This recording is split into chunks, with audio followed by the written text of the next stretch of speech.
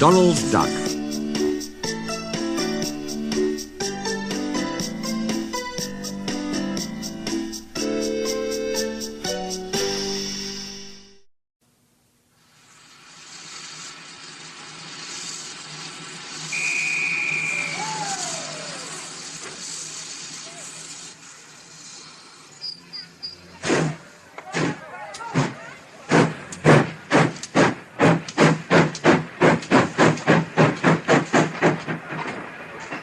The Fat Controller has reopened a branch line.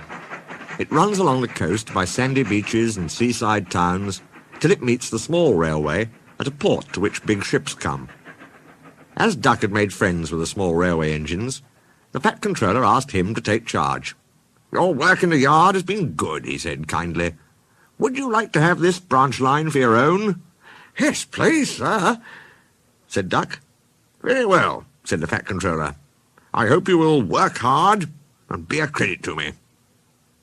Duck is very proud of his branch line, and he works very hard. His two coaches, Alice and Mirabelle, are painted in Great Western colours. They take passengers to the small railway. Duck also has some trucks, in which he hauls away the ballast that the small engines bring down from their valley. The Fat Controller uses this ballast for his railway. Duck can't do all the work himself, so Donald and Douglas take turns to help him. The Fat Controller has built them a shed at the station by the small railway. Duck felt his responsibility deeply. He talked endlessly about it. "You don't understand, Donald, how much the Fat Controller relies on me." "Okay," muttered Donald sleepily. "I'm Great Western and—" "Quack, quack, quack." "What?" "You heard. Quack, quack you go, saying you'd an egg laid. Now whisht and let an engine sleep." "Quack yourself," said Duck indignantly. He stayed awake, wondering how to pay Donald out. At last he said to himself sleepily, "I'll ask Driver in the morning. He says I quack as if I'd laid an egg. Let's pay him out." "Quack, do you?" his fireman pondered. "I know," he said, and whispered. Duck giggled, and his driver slapped his leg in delight. "Just right," he said. He dearly loved a joke. That night, when Donald was asleep, they popped something into his water tank. "We've done it," they whispered to Duck. "They won't hurt her, will they?" asked Duck anxiously. "Bless you, no. They're both kind men. She'll come to no harm." A duckling popped out of Donald's tank at the first water stop. Both driver and fireman goggled with surprise, but Donald laughed.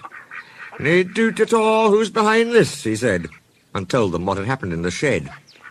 The duckling was tame.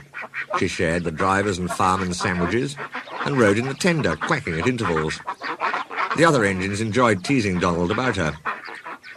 Presently, however, she hopped off at a station, and as they couldn't wait to catch her, there she stayed. But before they reached home, Donald and his driver and fireman consulted together and made a plan. That night, Donald's driver and fireman got busy. When Duck's crew arrived to look him over in the morning, they found something which made them laugh till they cried. "Look, Duck," they said. "Look what was under your bunker. A nest box with an egg in it." Duck peered at it unbelievingly. Donald opened a sleepy eye. "You dinna say," he exclaimed. "Do you mind what I said, Duck? You must have laid it this night, all unbeknownst." Then Duck laughed too. "You win, Donald," he said. "It'll take a clever engine to get the better of you." The duckling settled at the station and became a pet with passengers and staff. She carefully inspects all parcels and luggage and sees that the porters stow them properly in the vans.